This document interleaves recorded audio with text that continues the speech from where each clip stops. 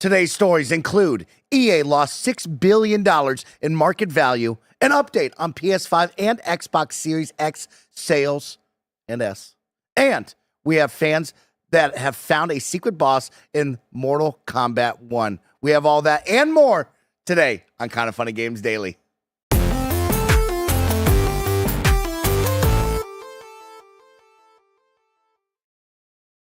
Tim, shake it out. It's Friday. Oh, I'm shaking Shake it out. Ladies and gentlemen and MBs, welcome in to Kinda Funny Games Daily for Friday, January 24th, 2025. I'm one of your hosts, Snowbike Mike, and of course, I'm joined by the master of hype, Tim Geddes. Let Tim not host today. We did our production let meeting. Mike host today. And we knew it was going to be me and you on the show, which always a very, very fun time, and I'm very excited for. But I was like, you know what, Mike? Are you comfortable sitting in the hosting chair today? Because I don't think we've done this. I don't think we've done this. And I'm very excited. Nice, Tim. I want to see what type of show you're going to run. Tim, well, as you can see, I've already fumbled the bag. So, it's going to start off rocky. We're going to get into the flow. Mm-hmm. It's Friday. We got a lot of fun things going on Friday. Okay, what are you looking forward to most today? A good shit list with Bless. Going to be great. A great Kinda Funny Game Showdown. Mm-hmm. Of course, we got stars in the bars. I hate it. Yeah, Greg's going to get after you. Yeah. I'm excited to see what games he brings to you, and then Kingdom Hearts 2. So you were talking about the GAMESCAST we have coming up that's going to be you and Bless once again doing a shit list. Yes. What a combo the two of you have been. Yesterday, the two of you got to sit down on the couch and play a bunch of Ninja Gaiden 2. Tim, it looks cool. Yeah. It's a cool I know you didn't game. get to play. I didn't get to play. Bless was playing, but like, what are your takeaways from it? High speed, super violent, looks fun, shows its age just a little bit in certain gameplay moments where you don't have the lock on and the camera gets a little wonky, but them elevating it through UE5 looks really good, right? The performance looked to be solid, wasn't jumping on frame rates on the Xbox. I was really pleased with that of like, man, am I going to play this right now for the first ever time? Or am I waiting for 4 out in the fall? I don't know where I fall because it looked difficult as well. Oh, it is. You're kind of known for it. You know what I mean? Before Souls, there was Ninja Gaiden. Yeah, that difficult. Oh, yeah. Yeah. Okay. Ninja Gaiden, that was the franchise on Xbox. I'm so surprised you being the Xbox guy that you missed out on this because growing up, like the original Xbox, 2003 to 2005, that era, it was like, what does the Xbox have? A question that we've asked so many times. We know the answer now. I know. Yesterday's showcase was a banger. Yeah. And we got a great lineup this first half of 2025. But back then, there was the question of, I remember being in high school, and it was like the fights between the PS2 and the Xbox, and I'm over here rocking for the GameCube. Not much has changed. I love that. And the Xbox, it was like, all right, they got Halo. They have Ninja Gaiden. They have Splinter Cell. And that's it. Oh, here's KOTOR. And that was it. Give me the games you were playing, because I'll tell you what I was playing at that time. But those are the big four. It was Halo, Xbox. Fantasy Star, Guitar Hero, Lynx, Fusion Frenzy, Medal of Honor, early Call of Duties. It's always funny whenever we talk about these games, I go, man, I never played Ninja Gaiden. Where was I in 2004 and 2008 when these games were being played? What was I playing? And then I go back, I'm like, I don't know. And then I think, oh, snap. We were playing Guitar Hero. Yeah, we were playing the original Lynx. And all that does make sense. My question for you about Fusion Frenzy. Did you have Fusion Frenzy, or did you just play the demo that came with Halo? No, we had Fusion Frenzy. Really? Yeah, we played a lot of Fusion Frenzy. I played the hell out of that demo. I don't know a single person that actually owned that game. Oh, yeah. Hell yeah, bro. We loved that game. That and Fantasy Star Online. Me and AJ Tessera played a lot of Fantasy Star Online. Yeah. What's wild to me, though, just to give you some, context for this, I would say that Ninja Gaiden on the original Xbox was talked about by video game magazines the way that a Ghost of Tsushima is talked about on PlayStation nowadays. Or I'd go as far as saying an Uncharted. Yeah. It was that level of game for Xbox. Well, you got to remember, your boy, Snowbike Mike, living under a rock. I wasn't reading any magazines back then. You know what I mean? We were just gaming. Whatever game we got, we were just gaming, bro. That's all I can tell you, Tim. I love you and so much. I'm very excited about it. Of course, watching Bless play was awesome. One day I'll get my hands on the sticks. Did you jump in at all and try it? Because I know you like this series. Yeah, I actually never played through 2 at all. Also, 1 was freaking hard. 1 is a game that, if I'm being completely honest, I doubt I actually beat. But that was the era. Again, I was 14 or so? Yeah. Me and Curran So he'd be sleeping over at my house, and we would just trade the controller off back and forth. Who ended up playing more? Him. But did you really beat Final Fantasy VII Rebirth? You know what I mean? Does it fucking matter? Doesn't matter. We're Tim. gaming, baby. Exactly. We're having good times. We are gaming, Tim. Doesn't matter. It's right. Now, a lot of people are bringing up the Halo 3 Hayabusa armor. Yeah. This doesn't have anything to do with each other, do they? It does. Stop it. Yeah. That's crazy, Tim. Now, Mike, can I blow your Tim, mind this even is more? me learning for the first time. Have you ever played Dead or Alive? They had the fighting game and the volleyball game. Yes. Yes. Would you believe it's in the same universe as Ninja Gaiden? To the point that there are multiple characters, including Ryu is in a playable character in the games. That's not cool. just as like a bonus character, like okay. the story. And That's crazy. there are other characters that are like, remember yesterday where they're like, oh, and for the first time you get to play as all these other characters in Ninja Gaiden 2? Yes. They're Dead or Alive characters. But again, now they're also Ninja Gaiden characters. It's all Okay. one thing. Oh, Crazy stuff, man. good for them. That means they were big back then. That's cool. Oh, yeah. Okay. Oh, yeah. They still make Dead or Alive? Been a while. Been a while? Been a Okay. while. Dead or Alive 6 was the last one. I don't remember That that. doesn't sound right. Okay. I like that. Well, good for them. Tim, of course, you know what else it is? It's Friday, and that means we're back for more Kind of Funny Games that's right. Daily. Each and every weekday, we run you through the nerdy news you need to know about live on YouTube, Twitch, and, of course, on podcast services around the globe. If you love what we do, consider supporting us with the Kind of Funny membership available on Patreon, YouTube, and now on Spotify and Apple Podcasts to get all of our shows ad-free, watch us as we record them live, and get your daily exclusive show from the mind of one Greg Miller. What do you think he'll do it today on? I don't know. Probably something very upsetting to me. Greg, Okay. this new unegged Greg, you know what I mean? I don't like it. He's going too far. He and there's said no way to rein it in. 2025, I'm bringing it. Yeah. And by bringing it, it just means torturing Tim Geddes. Yeah. I would argue that I might not be the one that deserves it least at this company, Okay. but I'm definitely in the short runnings for that. You You're know what I top mean? 3 of people who don't deserve it. I don't. Yeah, yeah. Thank you. Thank It's, you. I mean, you are probably number one, No, Tim. it's like, it is but like in you're that, top it's 3. in that era. Yeah, you know, yeah, like I'm in that group of people where it's just like, I just leave me alone. You know what I mean? The life is torture enough. You have to remember that there's the big 3. Mm-hmm. Okay. In his eyes, the big 3. Andy, Yeah. Nick, Mm-hmm.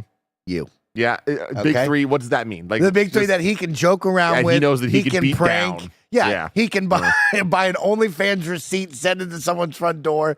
Watch the podcast for a good laugh on that yeah, one. for sure. Those are good try-ins right there. And of course, watch yesterday's Alien in Review that went live today. Yes, it all begins, everybody. First time that your boy Snowbike Mike will ever truly keep up with watching the movies and in review at the same time. So I know Chris Anka loves these movies. Loves them. Right? And so because of that, I feel like you have that nice in. Are you, besides that, interested in watching these? Or are you feeling like, oh, this is like a more social thing like I know you like to do? Yes. No, I grew up watching AVP. Okay, I've seen cool. a couple of the later on Predators, so I am very interested in this. These are movies that I pitched to Nick for Mike and Nick's 80s action movie watch-alongs, but he always held him back because he knew this would eventually happen. And so I've been waiting for this. I'm very excited about this. And yeah, I have Chris watching them with me, which is like watching it with Nick. Yeah. Where he'll just tell you all the cool stuff you want to know while it's happening, which This I is the love. best. Yeah, This is it's the best. man. And so, yeah, this is, I mean, you see me every single week. I listen to all of the in reviews. I just don't watch the movies 90% of the time. So this will be the first time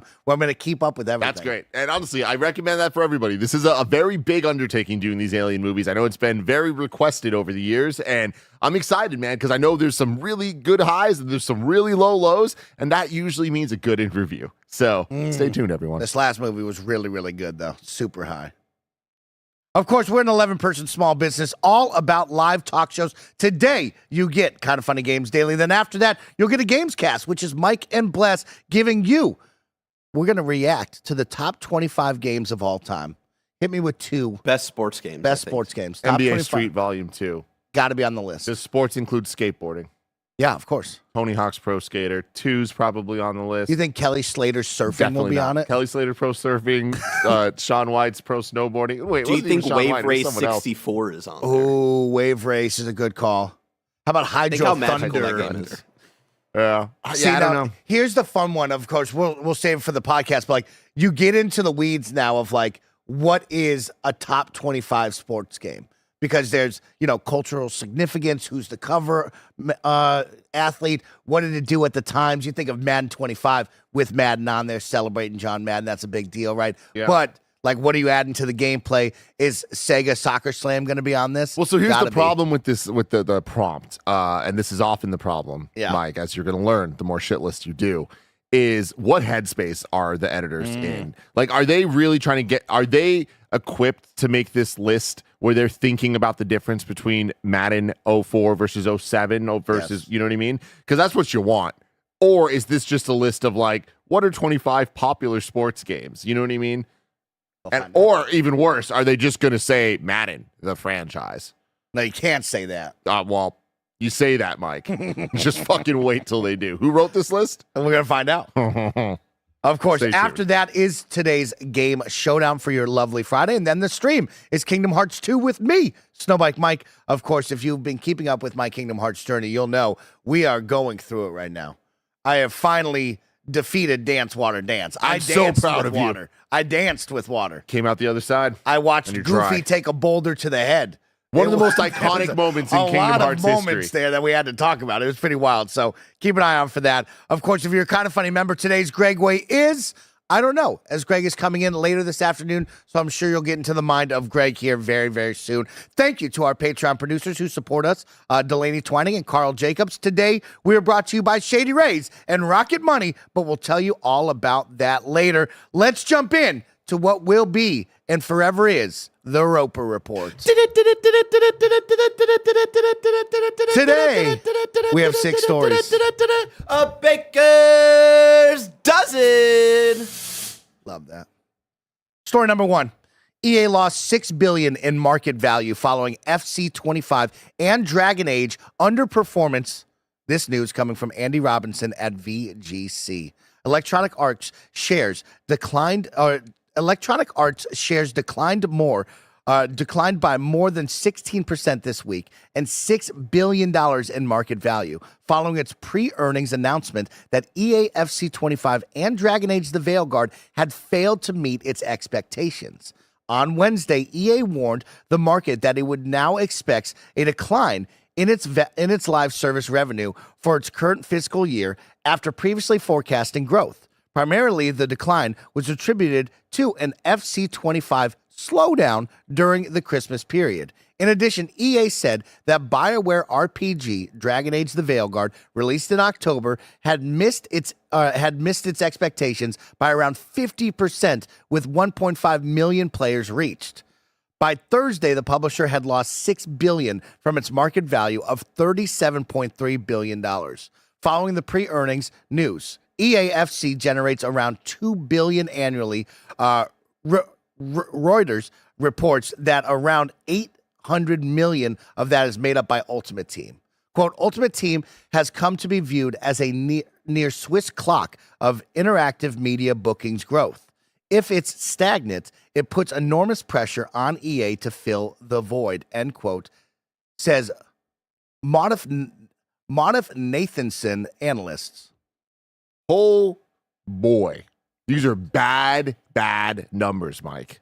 All of this. Everything about this. Bad. We're talking about Dragon Age, a major IP in video games. Not even just talking about EA. Talking about all of video games. We're talking about a multi-platform game. So the excuses of, it didn't sell well because XYZ, you're running out of the variables there, right? Yes. Like this is more of like a, hey, it didn't work. That must have been a very expensive video game. You're talking about FC25 not hitting where they need it to. You can rely on it, moneymaker. Them going as far as saying it's the Swiss clock of interactive media bookings growth. Like, those motherfuckers refined that sentence, and I bet that they talk about that all the time in meetings, and they're just like, well, we got this Swiss thing, right?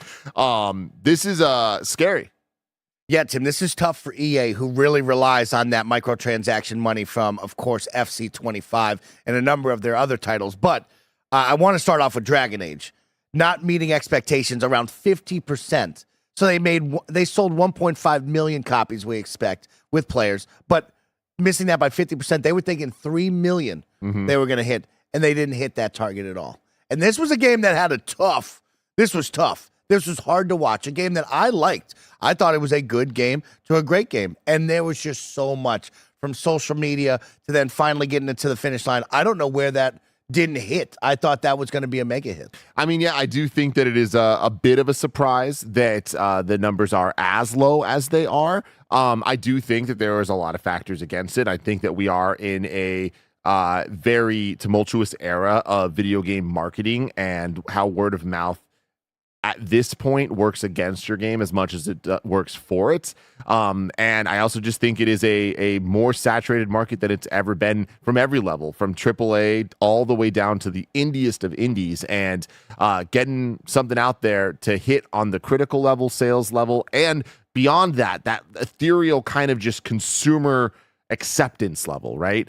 That's very, very hard, even for the biggest, best games out there. But for them to miss by 50%, that seems like a massive miscalculation. And I will say that, like, when we talk about the stories of a Square Enix and their expectations for some of the Final Fantasies that were exclusive on consoles and them not hitting expectations and it being like, what were those expectations? Ubisoft as well, them being more multi-platform, but sometimes the expectations for sales are just so astronomically out of whack for what's realistic.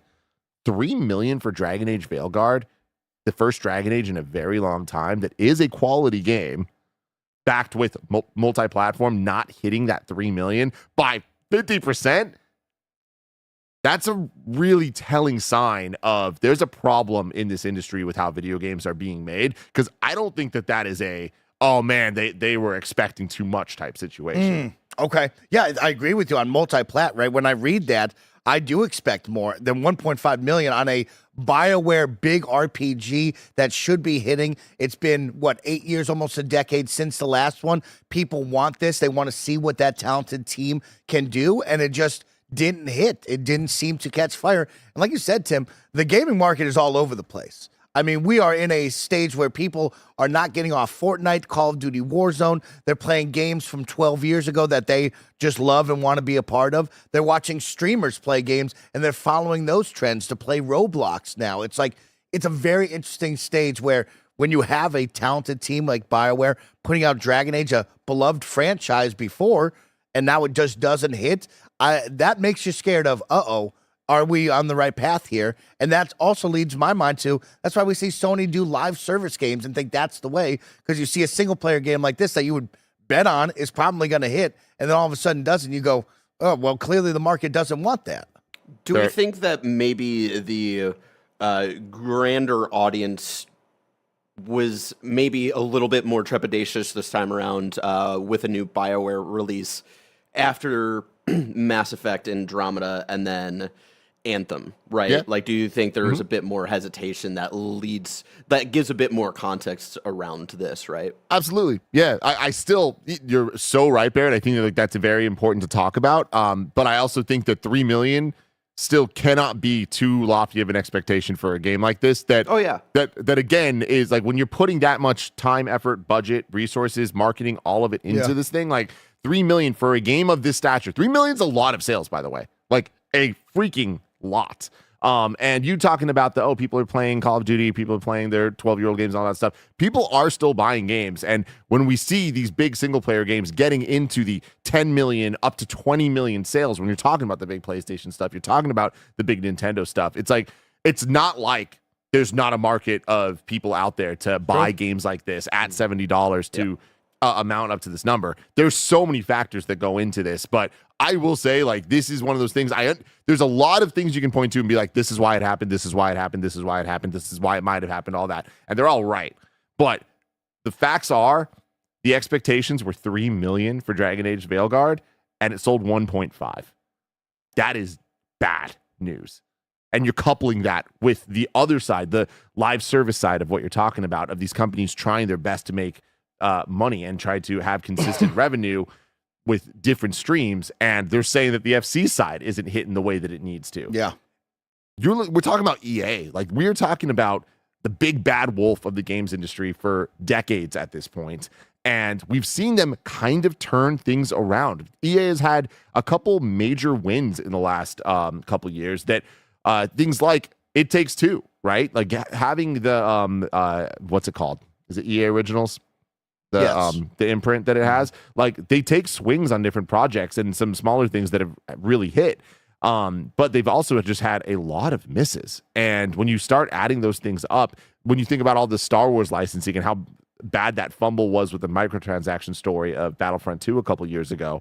But then you look at Respawn and you look at them just utterly destroying multiple sides of this. Respawn alone, if we're just going to talk about the big single player games and the online live service multiplayer stuff, Respawn alone has Apex Legends and the Jedi games, right? Success, major sellers in terms of units sold and major sellers in terms of skins and battle passes and all of that stuff. Like EA does have that in certain forms, but to look at BioWare and to have the failure of Anthem, then to have the misstep of the Legendary Collection to some extent. But even then, what was the problem with the Legendary Collection? I thought people liked the Legendary Collection. Yeah, okay, so maybe that was a step in the right direction. Yeah, that was but it does feel like I don't know if that's a big enough Band-Aid win for modern BioWare to like earn back the trust of their fan base when their two more modern releases were huge missteps. Totally, my bad. I want to understand that because I had a GTA definitive trilogy on the mind. I'm wrong about that. Yeah, the Mass Effect trilogy people would like that. And Andy, who's a big Mass Effect fan, he liked that. But then you had to get to this again, Dragon Age Veilguard, a game that we know multiple people liked a lot, and not everybody, and not the game of the year. I mean, look at our game of the year list. It made a couple people's top 10s. Yeah. Right. That says kind of like, all right, there's a quality game there for people, but clearly the market isn't backing that up. So I don't know. It's just concerning that even what should be layups are just like airballing. Do you worry about Mass Effect around the corner now? Yeah. With what just happened here? Oh, I mean, I feel like everyone should be more worried about Mass Effect than Dragon Age to begin with, because Andromeda, that's like the other big thing is like there wasn't and I'm speaking a little out of turn here because I'm not that up on Dragon Age, but in recent times, in recent generations, there hasn't been a bad Dragon Age, right? Well, that's because there hasn't been a Dragon Age since. But still, that's the thing. But they're like, so they're in terms of a franchise, it's not like the expectation was that Veilguard wasn't going to be good. Yeah, you know what I mean. Of course. But in terms of franchise, you look at Mass Effect. But in terms of developers, there was trepidation going into Veilguard because of Andromeda and Anthem and all of that stuff. Like, oh man. Let's jump into some super chats. Of course, don't forget you can super chat with your thoughts and opinions throughout today's show anytime over on YouTube, and we'll get you involved in the conversation. Like Bam25 says, I feel the 3 million sales was a pretty reasonable goal being on 3 different platforms. These sales goals for Dragon Age doesn't feel like a Square thing, like you said before, Tim. Exactly. Being multi-plat, I think that goal should have been achievable there. And then EJ writes in and says, as a longtime Dragon Age fan, I 100%ed Veilguard, and I was incredibly disappointed with it. Lacking connection to the past games and the writing quality, the low sales doesn't surprise me. So there you go. A big fan who played a lot of it isn't surprised by that at all. Let's talk about FIFA, though. Let's talk about that's a big one there, Tim. Of course, FIFA FC 25 slowing down during the Christmas period when you think that would pick up. A big live service game, their yearly annual title that is, really boosted by this analyst saying 800 million is made up by the Ultimate Team sales. So, Mike, this is me definitely asking you as the sports guy, me as a loser that has never touched a ball in my life. Do you think this has anything to do, and am I even right in bringing this up as a question, that it's not FIFA anymore? That it's FC? No, not at all. I don't think the title changed. Was that this year? Yeah, that was. I would be truly surprised if someone looked at all of us and was like, FC actually changed the sales numbers and people didn't buy it as often as FIFA did because they got confused or something. No, I don't think that at all. I think with the way the world is, they know exactly what FC 25 was, which is FIFA. I think it is the Ultimate Team of burning people out. I think every single year that you come out with the same thing, people eventually will slow down.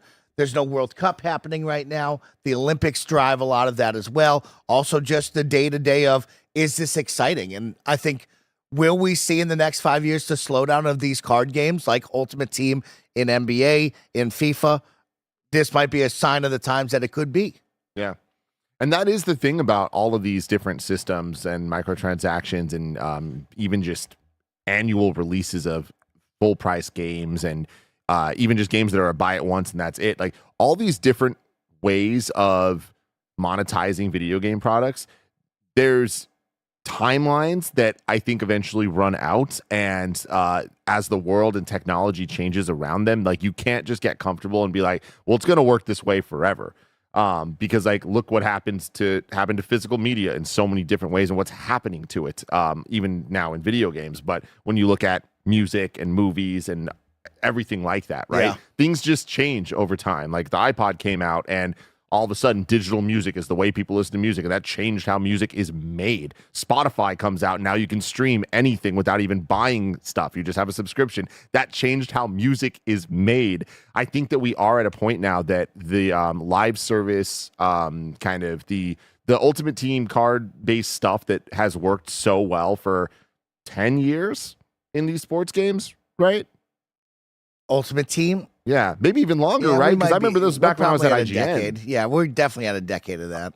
Like that stuff, it might be reaching the end of the line. I still think it'll be here for a while, but there's going to be something new that comes in that everybody latches onto and kind of figures out and becomes the new thing because people just get over shit over time, and also just the money dries up. And once the money dries up, nobody's going to push this shit. Well, we know that it's still a juggernaut, right? It's still up on the top 10, top 15 sales charts every single year at the end of the year. And somebody wrote in FC, they changed the name last year, so 2 years now. But still, it's still selling. It's still up there. It's just, how do you get innovative with Ultimate Team now? I think it's the really big one for a lot of people we've seen the same game modes all the time. How do you go a little bit deeper into justifying why I need to buy these cards? Because it is tough. You know, every single year, it's the same cycle, right? You jump on the new game, you buy cards to make the Ultimate Team of 11 to 19 players on your roster, and then you play, and then you do it all over again. And then every single year, it gets all erased, you go to the next one, right? So what do you do to get that exciting and innovate on that? EA has to figure that out. But, I mean, will it bounce back, Tim? Do we see EA now bouncing back? I mean, that's the thing. Bounce back? No, I don't think that you really can bounce back when it's just been this like insane growth up and up and up. And now it's like, we talked so much about Ubisoft over the last year, and we're going to continue to, but we might not be talking about them next year, right? That is very doom and gloom. Yeah. But is it very, or is it just kind of? And I don't think EA is going that way. But when you look at it, what is EA? It is IP. And if they fuck up all of their IP, they're nothing, right? They have FIFA or FC. It's still doing great. Like it's dipping, it's still doing the best great. Sports. It's still the best soccer sim in the world. They have Respawn, but we're coming up on eventually the third of the Jedi games, right? Apex is still killing, doing its thing. But like, if they I don't even want to say fucked up Dragon Age. Dragon Age isn't selling. Dragon Age is not hitting the way that it needs to. I don't think that the next Dragon Age is going to fix that. And even if it does, what are we talking? 7 years from now? You know what I mean? Yeah, of course. Mass Effect. Is it going to work? You go down the list, it's like at a certain point, what single-player EA games are there? What multiplayer EA game? They fucked up Battlefield. Like, it's just when you like poison the well so much, what value are you actually having? What excitement is there when EA puts on a showcase? What are we looking for and hoping that they even announce? When you see that EA logo pop up, does it make us go, ugh, or does it make us go, is it this? Is it that? And I feel like EA and Ubisoft, the two biggest third-party publishers, multi-platform specifically over the years, are getting less and less and less exciting and have given us less and less reason to trust them that their products are going to be great. It's tough. But then there's Respawn. I don't want to forget about Respawn. I could go down the list, right? You have the Sims, right? People get excited when they see the Sims pop up. They have Respawn with knowing that a Star Wars game is around the corner or anything that talented team could do. That gets you excited, right? So it is tough I totally get that your trust starts to wear down and go away, but they still have titles that you love and people get excited for. Yep. Let's keep it going right now. Of course, I want to bring in one of the You're Wrongs just to jump in with Zany Loop before we go. It says EA did not give sales data and only mentioned 1.5 engaged players, which probably includes the EA subscription players. Quote coming from Forbes, Dragon Age engaged approximately 1.5 players during the quarter, down nearly 50% from the company's expectations, end quotes from Forbes. So it might not even be sales as well, Tim, including, of course, subscription services as well. Yeah. Yeah, a lot of maybes, but no matter what, that doesn't make things better. Does not make anything better. It's right. You know that. Tim, let's head to story number 2. There's a couple other super chats about this, some I more? think I saw. Skate 4. Yeah. Joey Radstone says Skate 4 needs to be a big hit for EA. It does, and it won't be. Tim, I have major concerns about Skate 4 being a live service, early access title that's going to grow with you. I love the idea, right? I can see the vision of where we are in 2025 and beyond of like, hey, this is what we want it to be.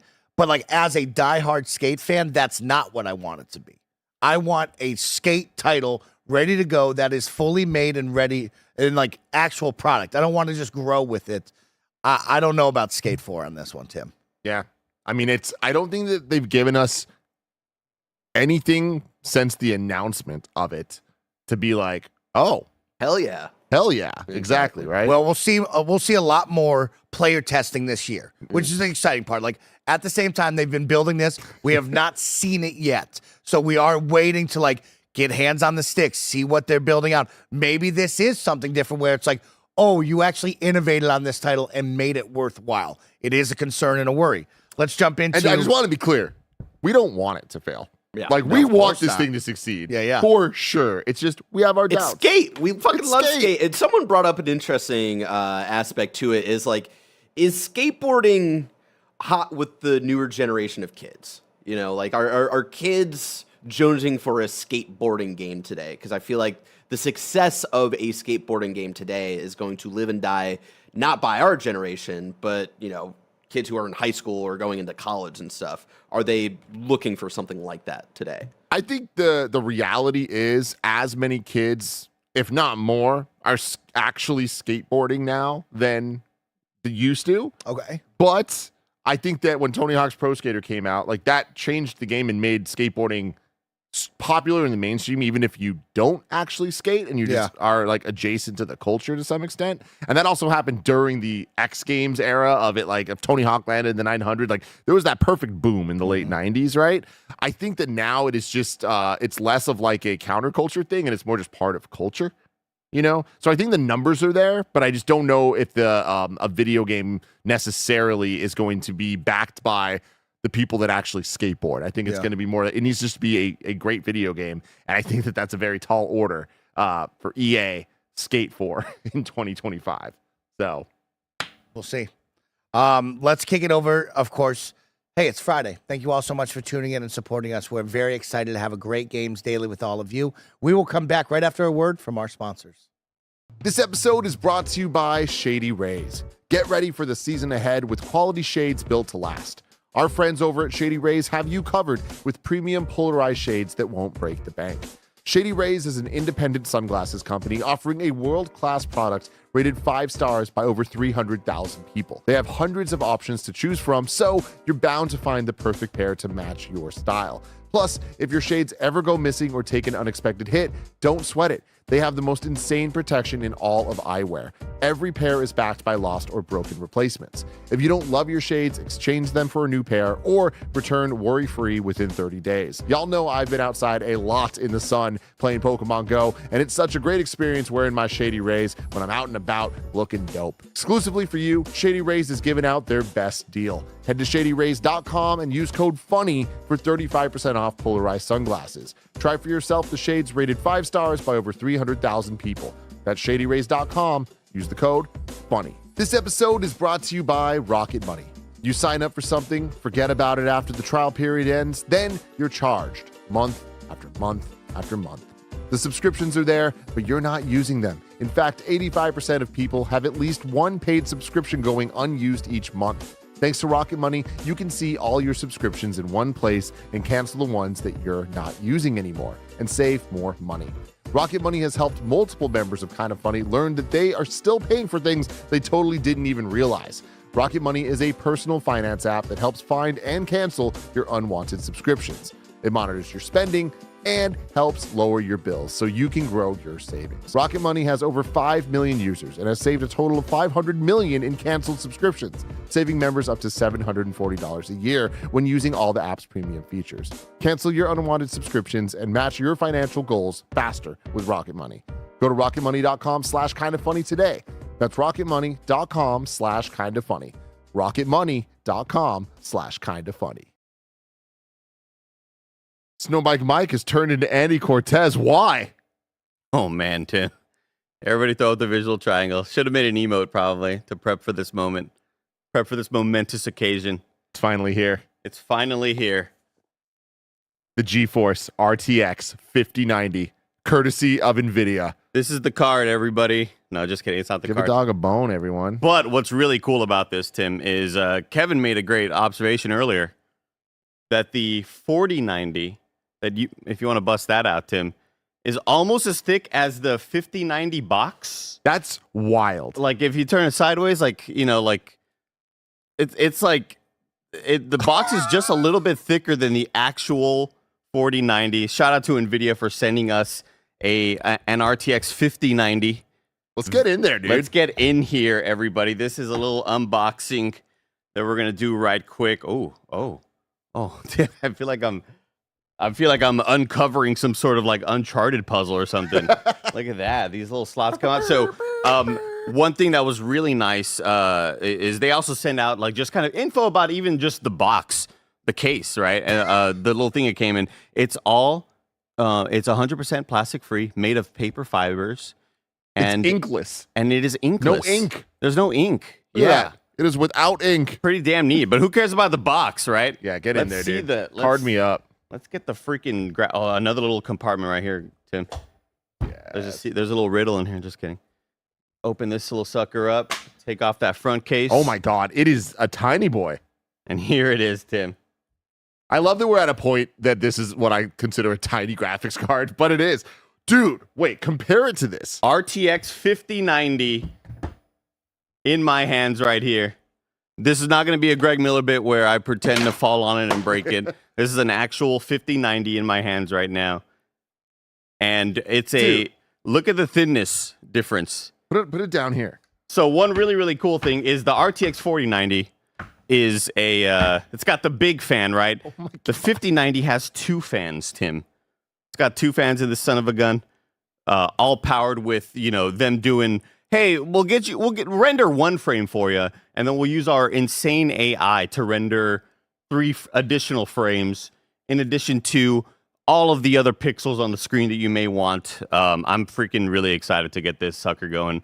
So we're gonna put this in your computer, yes, right, in the lab, so we can show off all that DLSS 4. Correct. Yes, DLSS 4, Tim. Super Incredible. excited about this. RTX 5090. This will be the top of the line. And I love that there's just a lot more facts about the cardboard box. But the actual thing, 32 gigs of DDR7 VRAM, and powered by NVIDIA Blackwell architecture with the new 5th gen Tensor cores and 4th gen ray tracing cores. Dance Revolution? Exactly. The biggest question I always get is, what's the first game you're going to fire up, Andy? Yeah. And the first thing I'm going to fire up is probably Cyberpunk. It's hard to not say Cyberpunk. It really is. It is. Because anytime I fire up Cyberpunk and see what the future looks like with ray tracing, with all of the beautiful, with the full path tracing, right, Tim? It's not just, hey, we'll let you, ray trace and have reflections on puddles. Let's do full path tracing the way that, movies are rendered.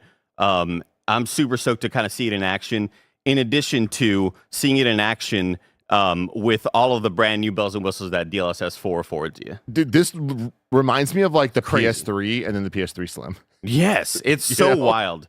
Because legitimately, but then with the power of like a PS5.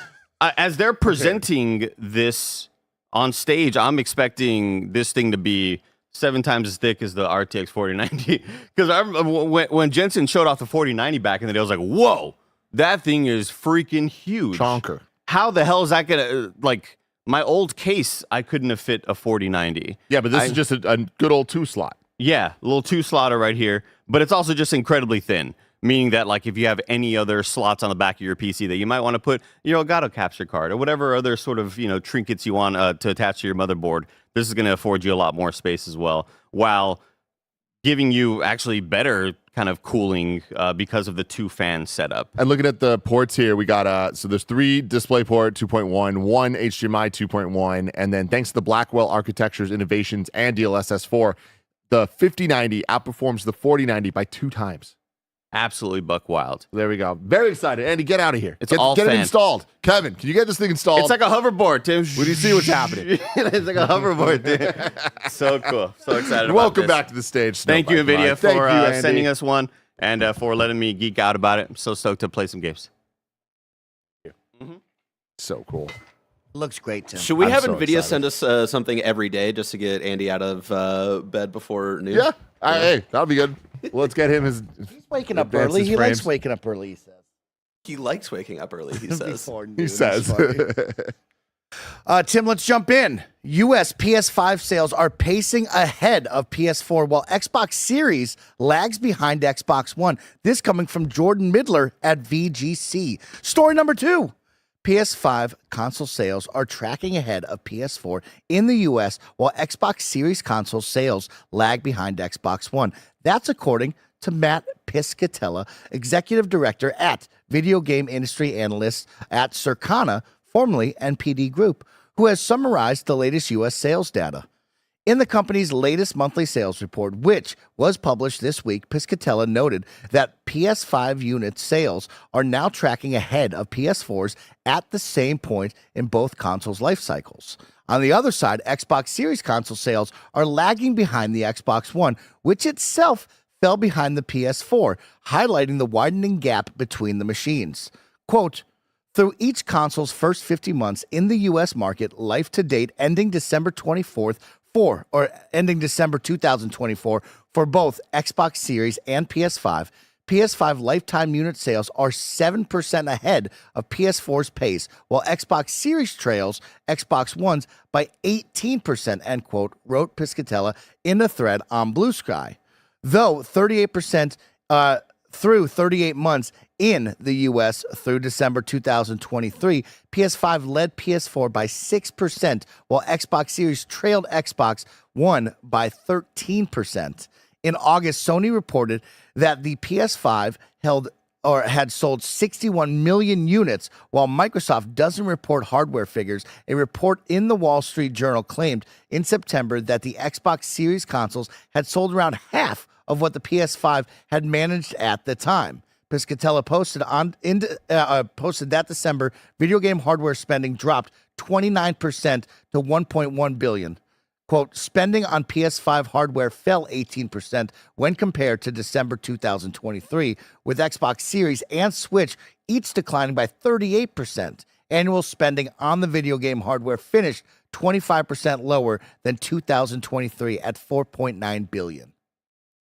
I am not surprised by any of this. I will say I am heartened that the PS5 sales are as strong as they are, and that in comparison to the PS4, that they are up at the timeline where they are. And we did a episode of GameScast a couple days ago, kind of predicting the rest of the PlayStation's life, and I feel like I was a little bit more optimistic than some of the other boys were about the rest of the PS5's life cycle. Okay. And I think that this is a good sign there. I think that obviously we are in a rut theoretically, based on all of the knowledge we have of the studios and live service games being canceled, and us kind of being like, but where are the games that we actually want based on what we've been taught to expect from PlayStation with the absolutely incredible back half of the PS4's life? Will the PS5 have that? Can it keep up this pace of selling these consoles and all of that? Like that, those are definitely big questions, and we'll have to wait and see what ends up actually getting pulled out over there. The Xbox stuff, not a surprise, right? I feel like hardware clearly not the utmost importance to Xbox this generation. They've made the most definitive shift to an ecosystem. This is an Xbox. This is an Xbox. I guess technically this isn't. I don't think you can make a Mac an Xbox. Not yet, though. But everything's an Xbox. And I feel like that's their strategy. So it's like, cool. I don't see this necessarily as bad news at all for Xbox. These are still healthy numbers. These are still numbers that are getting them a lot of revenue for hardware that is fantastic, right? It's not like the Xbox Series X. I don't have much experience with the S, so I'm not going to speak on it. But the Series X is a great machine that is, I think, a incredible place to play Game Pass games, right? Like that is such a good investment to, if you're just going to do one thing and not want to buy hella games, but have hella games, you buy an Xbox Series X, you buy Game Pass, and you're going to be set, especially this year with so many hopefully amazing games coming out month after month.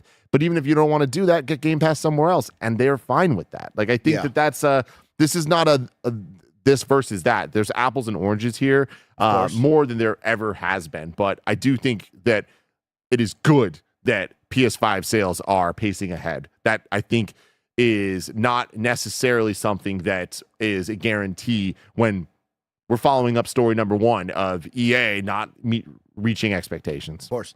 Yeah, Tim, I'm impressed by the PS5 sales. We know it's had a strong start. I think everyone out there wants a PS5. They know they're getting great exclusives from there. Xbox now showing their hand that you're probably going to get a lot of Xbox first-party titles now over on that ecosystem. So it seems like the place to be. I do think we will see a rise in PC sales here very, very soon. I think that's going to be the new wave of everyone just wants a, beefy gaming PC. I think that's what the kids will be asking for from this point forward. I highly doubt that. Like, I think so, Tim. I just don't. I think that what we're going to see is there will be way more hardcore console players making the transition to be PC gamers. I do not think that the trend is going to shift to like people entering the ecosystems of video games jumping to PC. I think that PC has such a long way still to go to be as user-friendly as a console is. I think SteamOS and the plans that we've been talking about and hearing about might change that,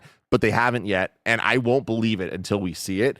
The PC market has grown exponentially in terms of video games, and I think that the evidence is shown by how many developers are putting their games on PC. Back in the 360 days, PS3 days, we would not expect, we would be surprised if any of the major games we were talking about were also coming out on PC.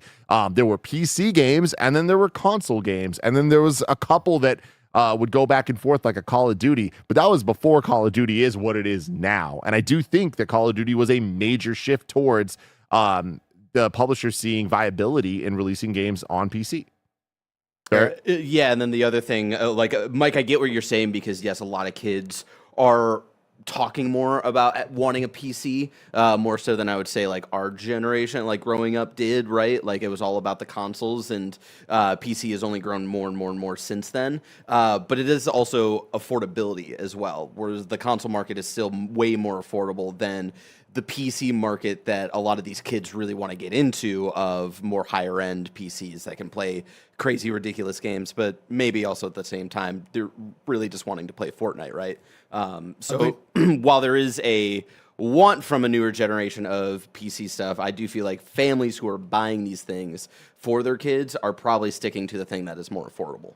I get that. I think you do see a lot of affordability in the PC market now that are comparable to what you're buying on a PlayStation 5 at this time, right? Just maybe a couple $100 more. You can get a PC that would play the exact same games and be just fine for a kid that's 13 years old. What I'm getting at is you're seeing a generation of kids now growing up off of iPads and iPhones from their parents, and now are looking at a world of people online only talking about their PC. They're streaming on their PC. Their favorite people or their content creators, the TV they're watching is PC, PC, PC. And I think that's what we're going to see a lot more of, is the switch move towards that. I think PS5 and into PS6 will still be strong, but I do think we will see a strong rise in this moving forward. Yeah, and I think it's what's interesting is, like, again, I do think that we're going to see the pie chart of where games are being played grow on the PC side more. And I do think there's a million different reasons for that. I mean, like, even just talking about just Xbox here, there are less Xbox out there. There's going to be more people playing Xbox games on PC. So less Xbox, more PC. That all makes sense. You bringing up all the Twitch streamers, that is a subsect, but a major like subsect of people that want to engage with gaming content and buy gaming content. Yeah, they're going to want PCs.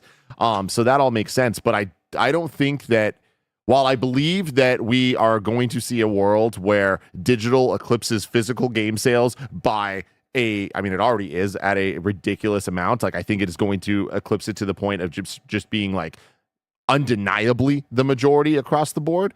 I think that we're not going to ever get to a point that more people are playing games on PC than they are on the consoles. I think that the sales of any individual game is going to be higher on the console than it is on PC for the majority of games. There's always going to be exceptions that are more PC focused, but I think that is the conversation, right? But we'll see. Now, looking at Xbox Series lagging behind Xbox One, you're not surprised by that. I mean, why would I be? I'm a little surprised by that because the new marketing has pushed everything as an Xbox, but that wasn't the wording when we first went to this is the most powerful console ever. You need to jump on the Xbox Series X and S. Now, of course, we heard Phil Spencer during the interview say, hey, we lost the most important generation. But like at the same time, Tim, if we rewound 4 years ago when this was coming out, I would have expected this to hopefully get bigger than the Xbox One. Yeah, I mean, I'm not surprised. Yeah. Just look at I feel like the Xbox One, and again, I don't need to even give my own feelings or opinions on this. We know what happened. Phil's talked about what happened here. The Xbox One did not have enough high quality games to, in the era of that meaning the most, to sell consoles and have people invested in that system. They didn't do it. So I think because of that, why would people buy the Xbox Series X? And I think the Xbox Series X time and time again during this generation has proven you don't need to buy this to enjoy the Xbox games that may or may not even be coming. We are now at a point that they're here, right? We're at a point now that, Indiana Jones, incredibly well received. We have a back-to-back couple months ahead of us that I think this is going to be a very telling time of we are closer to having the dominoes fall down than we've ever been. And we've talked about this before, and it's failed. The dominoes were lined up with the Forza is going to lead into Redfall, is going to lead into all that. And it's like, Forza, great. Game of the year for IGN. Game of the year nominated for Game Awards. There's been wins along the line, but there hasn't been the back-to-back. I'm feeling more confident right now than ever. But I don't think that sells Xbox Series X's necessarily. And I don't think it needs to. But you also had two SKUs. The goal was to try to get you to have a second console, the more approachable Xbox Series S. I am surprised it did not go the way that they thought there. You need the games. It's true. When that was the strategy, you need the games. Now, PlayStation's Paris Lilly, still of course, playing wants that to game. call in. Paris, you can always jump in if you want to talk this. But yeah, I'm surprised that it's lagging behind Xbox One. I thought they would have had a better boost, but it is telling, like Phil Spencer said. We started to buy games digitally on that PlayStation 4, Xbox One era. Everybody was over there. They weren't going to jump ship. I mean, you put out an Xbox Series S. I thought that would have gotten into more homes than we would have expected. Now we move towards, hey, everything's an Xbox. There's possibly a handheld. Console sales aren't our end-all, be-all goal here. We want to be a publisher that can put games anywhere. That's the new goal. I believe in that. I see that, right, from them. And so that's the new route they want to go with. Yeah. I mean, yesterday, right, the 6 games shown, including Ninja Gaiden Black 2 coming out, only one of them is not coming to PlayStation. And we know that will probably come to PlayStation. Eventually. Yeah, of course. Yeah, which, again, that's good. And I've said this before, I'm a little surprised. They're all going to PlayStation. Yeah, I wish it was day one, but it's not. But Paris, what's up, man? What do you have to say? We lost you, Paris. He's like, that's all I have. They all come to PlayStation, then he leaves. Oh, you There lost he is. me? What? Yeah, we What- lost you. We what heard happened? you say they're all coming to PlayStation, then we dropped you. I only hear you if I turn on the YouTube stream. I don't hear you in Discord. That is weird. We're muted to him or he's muted to us. What the frick? You might have us muted in Discord. Because I see when we talk, I see our little bubble popping up there. What the hell? Yeah. Do you want to just talk for a bit? Want a Paris monologue? Yeah, Paris, give me a monologue on the Xbox sales. Sure. I'll monologue so I don't have this weird echo back and forth, so I'll put you on mute. And I heard everything that you say. First of all, Tim, this is why XCast should still exist. I'm just saying. Just saying, by the way. It can exist any day on to the point, Mike, that you brought up with the Phil interview that we did. God, was that 2023 now or however long ago that was? He brought up how they had lost that last digital generation. People are pretty dug in on what ecosystem they're going to be a part of. Obviously, Xbox has spent all this money with Activision and Bethesda, and now we're at the strategy of you should just have that expectation that their games are going to be on multiple platforms. That's why they're doing this as an Xbox now, because they're trying to make everything an Xbox, every device. I would imagine we're probably going to see software improvements where they're going to bring more of the quote unquote Xbox UI and the Xbox experience over to PC, onto handhelds. We've already seen an example with Indiana Jones on Steam where you got the cloud saves from Steam, can go back and forth to Xbox, things like that. They're just going to try and make everything seamless no matter where their games show up. Now, I understand there's going to be people that are upset about Xbox hardware potentially dying. What's going to happen with that? They've obviously committed to continuing to make hardware the next generation, but it's clearly not going to be the priority for them anymore. I think that's what all this marketing campaign is about. They're trying to get people prepared that the future is when they put out an Xbox game, it's everywhere. And they want that experience to be where you want to go play it versus trying to tell you to come to where the hardware is, because they're not going to catch PlayStation. They're not going to catch Nintendo. I think he has made that pretty clear. They've lost when it comes to that. So they're not 100% ditching hardware and just becoming a third party. But, you know, their hardware is pretty much a Surface device where it's just a reference model now. I would imagine third parties are going to get involved, making hardware for Xbox, stuff like that. I mean, I was at CES a couple weeks ago. You know, Jason Ronald obviously was there, and we've seen what Valve is doing with Steam OS. It seems like Microsoft is going to do something similar with a quote-unquote Xbox OS as well, where it's going to be on multiple devices. It's not just going to be on hardware that's made by Microsoft. So, I mean, it's going to be an interesting future. I mean, side note, on Gamertag Radio, we're actually talking to Phil Spencer later today. So I kind of want to bring some of this stuff up to him. I mean, it's to celebrate the 20 years of Gamertag Radio, but I kind of want to slide some of this stuff in there as well, as about this is an Xbox and just the future of their strategy with their hardware and their software and these games being multi-platform. So we'll see how that conversation goes. All right, ran off. So I'll unmute so I can hear what you got to say. Paris is the best. I agree with everything he said there. Also, congrats on 20 years of Gamertag Radio, and good luck with the Phil Spencer show. That's going to be an absolute A lot of great blast. questions to ask him. Paris, I wish we could have had a back and forth there, because you brought up something that I haven't even thought about that I think you're right on the money on, which is the potential of other hardware developers making Xboxes, like making their own versions and stuff like that. That is a very interesting future that I don't necessarily think is going to be like the most popular, going to change the game in terms of numbers here. But I do think that is the future we're moving towards. And I mean, even if it is just a feature of a PC, of a desktop, that like it has an Xbox mode because of some type of Xbox OS, that's really, really smart. And at a certain point, I think could become a fairly ubiquitous thing, at least across Windows PCs. But yeah, very, very, very interesting there. I like that. All right. Well, we'll keep an eye on sales. Of course, PS5 up. I'm Xbox jumping in Series thinking down. that you're... Oh, can you hear me? Yes. Okay, you can't hear me. I'm just going to jump in and keep going. So to your point, what you were just saying, Tim, yeah, I mean, I think moving forward, because Phil has talked about the Xbox being a more open platform. He's talked about other digital stores being a part of their ecosystem, obviously Steam, Epic, or whatever, right? So this is just a guess, but it seems like the next Xbox, whatever they're going to make, is going to be some kind of hybrid device that is both a PC and a quote-unquote console, and then that's going to allow them to let other third-party vendors make hardware as well. So we'll see different variants of whatever a quote-unquote Xbox is going to be. And it will, and he's also talked about it's getting harder for them to subsidize hardware as well. So I don't think it's going to necessarily be cheap, whatever it's going to be. but it's available to the 20, 30 million people that still want an Xbox. Hey, we're going to make this for you. But if you don't want to buy it, you can go buy something from Lenovo. You can go buy something from Acer. You can go play these games on PlayStation. You can go play them on PC. You can play them on Switch too. I just think they're opening the floodgates to that. Will it work? I don't know. Do I think it's weird? Abso-freaking-lutely. But that seems like where they're going. Great. Hell yeah. All right. Paris, great to have you.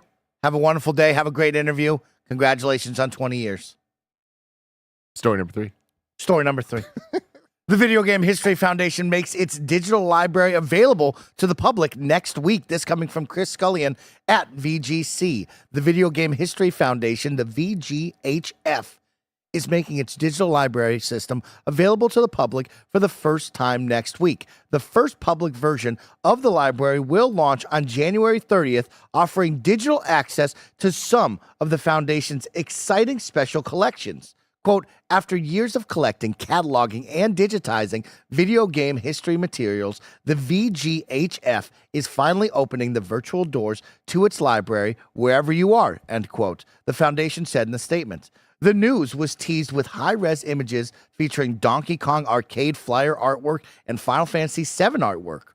Although it says it plans to save the details for the big premiere, the VGHF says its library includes never-before-seen game development materials and artwork, press kits, and promo materials from iconic video games.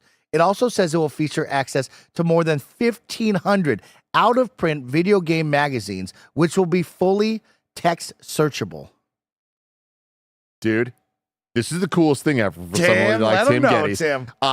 Barrett, I just sent assets, a ton of pictures. I actually accidentally ended up at the Video Game History Foundation a couple months ago because Tim would never be caught in a foundation. just accidentally in somehow there. legitimately Stumbled upon it. accidentally because I went to do the Rita's Rewind, the Power Rangers game preview at a Digital Eclipse, and that's where like their offices are next to each other.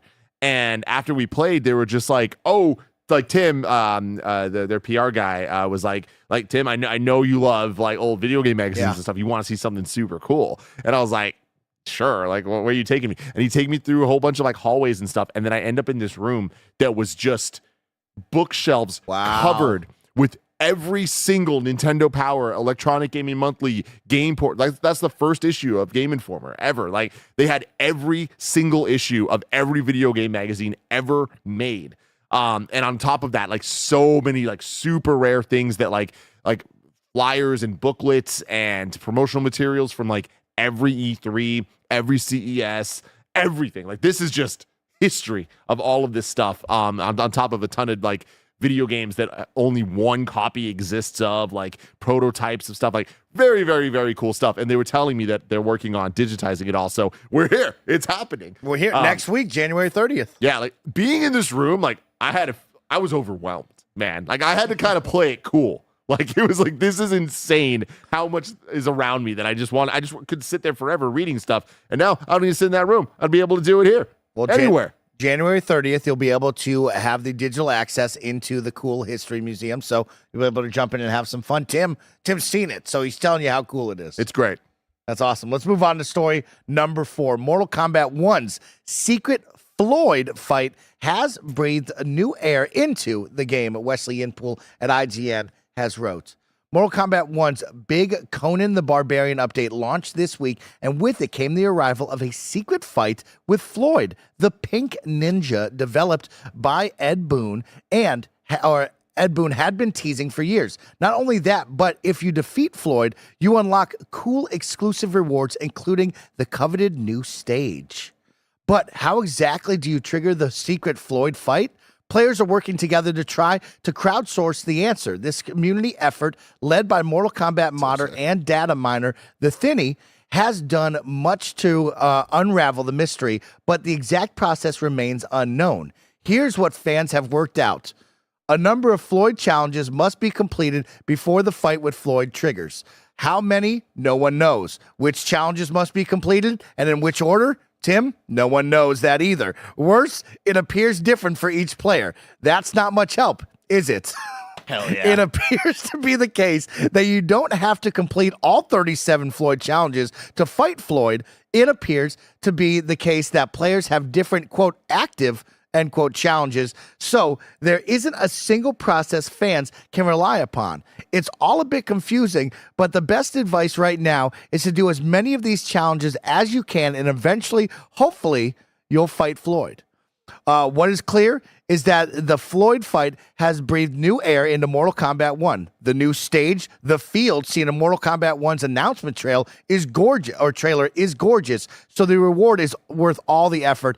And Floyd himself is sparking a deeper dive as modders try to work out the details of the moveset, which characters from the Mortal Kombat games have inspired in it. We talk on this show so much about how sad the state of the video game industry is. I am so happy that things like this are still around. These fun Easter eggs that the community gets together, tries to figure it all out. I love every single thing about this. I saw this popping off yesterday, and my first thing was looking at that field. Like, there's some of the gameplay of it in the field. I'm like, this is gorgeous. Very cool. This game is gorgeous. Shout out to Mortal Kombat 1. But on top of that, the chat has taught me something about Floyd. That oh my God, it just makes me smile so much. Why is his name Floyd? Tell me, Tim. Think about Floyd. it. Yeah, sorry. Pink Floyd, Pink really? Floyd. Yeah. Pink Floyd. And why is the purple ninja named Rain? Purple Rain. Purple Rain. Yeah. Fuck yeah. Wow.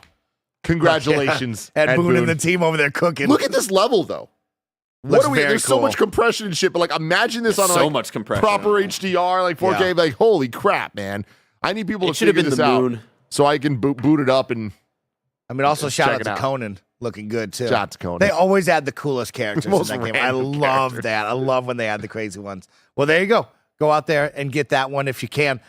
Still details are unknown on how you unlock it. That's the funniest part about this. Let's move on to our fifth and final story before the Wii News one. Evidence grows that Astral Chain director Takahisa Taura. I'm trying that. You're trying. I almost had it. I'm pretty sure it's Takahisa Taura. Taura, thank you. Could have quit PlatinumGames. Andy Robinson at VGC. Astral Chain director and Nier Automata designer Takahisa. Thank you. Taura looks likely to have quit PlatinumGames. Last month, fans speculated that the key creator could have made a career switch after he removed references of PlatinumGames from his X handle. Now fans have noticed that that he has changed his place of work on his Facebook page, swapping PlatinumGames for a mysterious Eel Game Studio. According to Japanese company listings, this appears to be a new formation, suggesting that Taura is either establishing a studio or going freelance. It is also potentially notable that the company has been formed in Tokyo and not Osaka, where Platinum's main HQ is based. Tim? A little sad because Astral Chain kicks freaking ass. Yeah. This is interesting though. I was kicking myself after I did my Tim Geddes predicts the first year of the Nintendo Switch 2 a couple days ago with Blessing, because one of the predictions I wanted to make was Astral Chain 2. My October was a little light. I only had Halo Master Chief Collection, and I wanted to add a little bit more pizzazz. And when I was in the shower, I thought this, and I was like, oh, hell yeah. And then I forgot about it. So then after the show, I was like, damn it, I forgot Astral Chain. But now here we are. Probably not Astral Chain 2, if this is the situation going on. That was a cool game back then. It was very cool, man. Yeah, I would like to see more of that. Yeah. But yeah, this is, I don't know anything about this Eel Game Studio, so we'll see where this goes. But yeah, PlatinumGames, all over the place, man. Like, their track record is inconsistent, I would say. But I feel like they've been pretty good recently, putting out some hits. We have Ninja Gaiden that we're looking forward to with number 4 coming out now. But yeah, good luck to this. Again, Astral Chain was great. So hopefully this, whatever he ends up working on next, is going to be a banger too. I love that. Tim, that's some big news. Possibly a new studio as well. Could be really big. But if I wanted some small news, where would I go? You go to our last story, the Wii News channel, where we cover all the small news items that you need to know about. Welcome to the Wii News channel. New Nintendo Switch Online Super Nintendo games have been announced. Fatal Fury 2, Super Ninja Boy, and Satura Hakun? Finally, No. everyone's favorite. No, I have Oh, no I was idea gonna what say, you know this what one, Tim? Sute Hakun is. No. What are they doing to me, Tim? Bear might know. Where's DK? No, I don't know any of these games, but we're gonna do like Sute Hakun for Everybody loves Donkey that one. Kong 64. Put on a trailer. Let's see what Fuck, are we Yeah, doing? what the hell is this Put shit? the trailer What's on. Sute Hakun? Sonic X Shadow Generations has sold over 2 million copies. Hell yes, dude. I am Big deal. so stoked about this. And this is just the beginning. 2 million copies in just the first like 2 months or so. Like this game's gonna continue to go on and sell. Shout out to my boy Sonic. Shout out to the year of Shadow the Hedgehog. Shout out to Sonic the Hedgehog 3. Available on digital platforms now.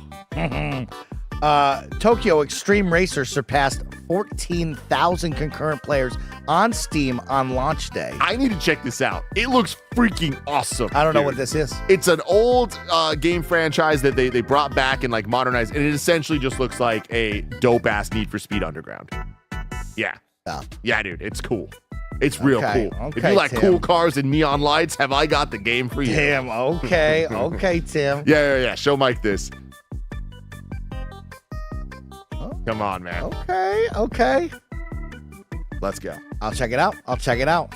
Fatal Fury, City of Wolves open beta test set for February 20th, February 20th through February 24th. Cool. Keep an eye on that one.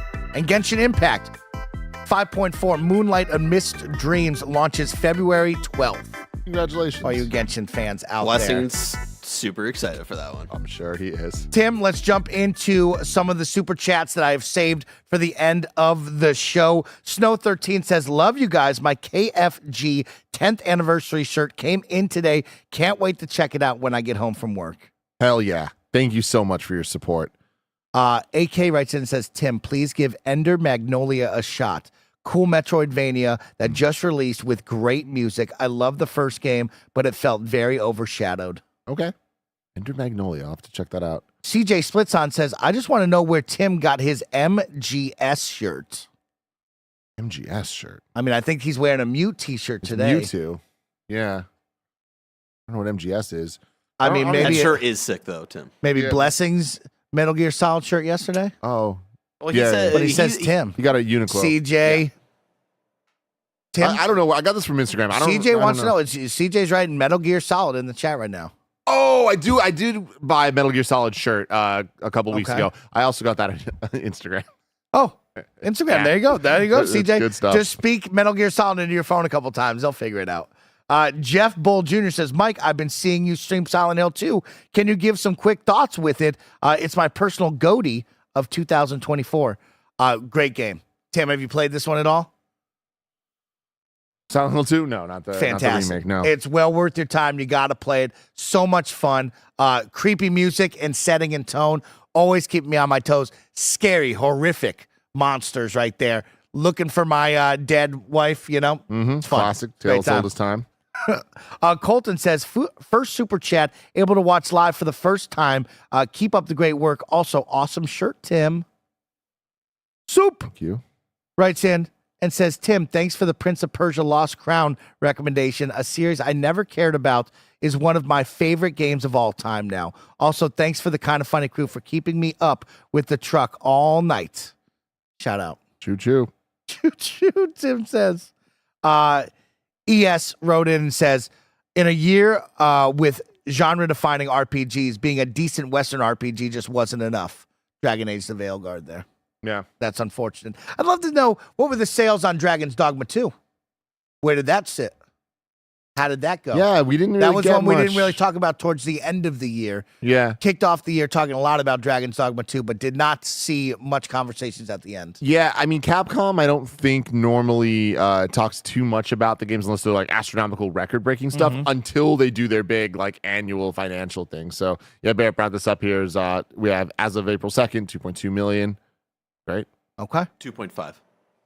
Oh shit, yeah, my bad. S'mores and It was Oreos Tuesday. writes in and says, Split Fiction will be a banger. I really hope, man. I'm so jealous y'all got to play it. Me and Andy got to play it with Joseph Ferris. It was a lot of fun. Very much looking forward to this one. It seems to be shaping up for another incredible game from that team, you know, and that's another EA original that we talk about, where EA helps fund these smaller teams, these smaller projects that might not get the love, and you know they found a really good one with him and his crew. That's for sure. Let's keep it going with a couple more to finish it out. David writes in and says, about 25 hours into Starfield on my Mac OS and loving it. Your Mac is totally an Xbox, Tim. Yeah, so I got some of your wrongs, actually, I want to get to real quick. So we got Big Bad Beluga saying, press and hold an RB in Ninja Gaiden will lock onto a single enemy for you to attack like Zelda. We're going to teach Blessing that when he comes on camera. Benny B. Good says, Dead or Alive 6 is the most recent Dead or Alive from 2019, another one of the rare game series to make it to number 6. Wow. AK said, Tim said Apex Legends is still doing well, but it lost 70% of its Steam player base in 2024. And then he links a Paul Tassi Forbes article. They've been having a tough time. A lot of these battle royales and live service games have been having a tough time. That's the ebb and flow of what will happen with those. We'll see if it bounces back, but you know, Fortnite is still holding the test of time. Kebab says Game Pass is available on Mac, meaning that by Xbox marketing, Tim's laptop is an Xbox. And then Grezik says Xbox Cloud Gaming supported on Safari, so your Mac can be an Xbox. And then it seems like there's just other features that Mac has for Xbox. So I was just straight up wrong. And then Bandera Sen says Tim said Forza Horizon 5 was a Game Awards Game of the Year nominee, but it did not get nominated. It came very close to the cutoff and was only nominated for Best Racing and Best Accessibility. Thank you, Tim, for reading those your wrongs. We have 3 final super chats we'll blaze through. Krogan writes in and says, honest question, is Xbox's approach to Game Pass and everything is an Xbox the beginning of the end of the current era of gaming for the worse? Sorry, can you say that again? Yeah, very interesting one here. Honest question, is Xbox's approach to Game Pass and everything is an Xbox the beginning of the end of the current era of gaming for the worse? I don't think that the everything is an Xbox is. I do think that Game Pass is. And I also think that the everything is an Xbox is a direct result of Xbox needing to kind of panic shift their strategy to make up for the issues of Game Pass. And people can get mad at me for that, but that is what I believe. I see where you're coming from. And also I feel like this is an Xbox marketing strategy. It's like way too early to tell like what it's going to actually do, if have any impact on the industry. Yeah. I mean, I think that part of it, it's going to work because it just means Xbox, it's just a very fancy third party, which I think is the best place for Xbox to be at this point. Yeah. But yeah, I do think Game Pass is detrimental to the industry. Love that. Kogan writes in another time. I personally worry that Game Pass will force a direction in gaming that will force other companies to comply or die with the focus on subs. Will Game Pass do what Netflix/Prime did to movies? Tim, you were just talking about Game Pass with that. Yeah. Do you see the future of like forcing the hand of Sony, Nintendo? Clearly you have Ubisoft and EA both doing that as well. They have their own subscription services. Yeah, but I think they're all kind of different. My read on that is like not a positive of what Netflix is doing, right? I think that it is more of just like it's just it. I don't have time to get into all of this right now, but like the one liner that I will say is big budget Hollywood movies are made because they make up to $1 billion at the box office. Yeah. Those movies and the level of money being put into them, resources being put into them, is going to get lower and lower and lower when the barrier to entry is a Netflix subscription that is not paying enough for the movies to be made and TV shows to be made at the scale that they need to. And the subscription is going to keep raising and raising. Netflix is now $25. And that's just going to keep going up. But guess what? That's not going to make up for box office of movies in the same way that a $70 video game title is not going to be reached by Game Pass when you have to offer more and more and more and more and more constantly. Bear agrees Disagree. with that. Bear agrees with that. They disagree? No, I very much agree with it. Okay. And like seeing like how movies and TV, which I think like on a overall production level aren't nearly as expensive as what big video games are becoming, seeing those fail and those struggle, like it really is only like a question of when, not if, Game Pass really starts to fall apart. Final one. Dasher writes in and says, this is why it makes no sense for PlayStation to release on Xbox. You basically give Xbox the ability to have Game Pass for amazing value and have PlayStation games release on Xbox. Gamers will buy an Xbox or invest in that ecosystem. Again, people don't want to hear this, but people are still buying PlayStation exclusive games on PlayStation and Nintendo exclusive games on Nintendo, and they're not buying the Xbox exclusive games on Xbox, and there's a lot of reasons why, but that's where this is at. I think that PlayStation currently has the luxury to be able to pick and choose. They're clearly experimenting, Lego Horizon Adventures being a great example of that. And then we're going to see, I think, more and more, especially as they see the success of PC gaming and the sales on PC. But even then, they need to think about their strategy a bit and figure out what that's going to look like for them long term. And I don't know that holds up, going back to a conversation we were having earlier in the day of like, what does the latter half of PlayStation games look like? Will there be a turning point that people aren't showing up and they aren't selling their $70 prestige PlayStation Studio titles in the 10+ million range of units? Until then, they're sitting pretty. Some good discussions here at the end. Thank you for writing in with your super chats, Tim. Thanks for being an incredible co-host, putting up with me on a Friday. But it is Friday, and we are far from done. Of course, this has been Kind of Funny Games Daily. Each and every weekday, we run you through the nerdy news you need to know about live on YouTube, Twitch, and, of course, on podcast services around the globe. If you love what we do, consider getting that Kind of Funny membership on Patreon, YouTube, and, of course, now on Spotify and Apple, so you can have the shows ad-free, watch us record them live, and get our daily exclusive show. Please enjoy the GAMESCAST with me and Blessing, having some fun, and then Game Showdown and a stream, all coming at you live on Twitch. If you're on YouTube, make your way over. We'll see you soon. Thanks, Tim. Thank you. Good handshake.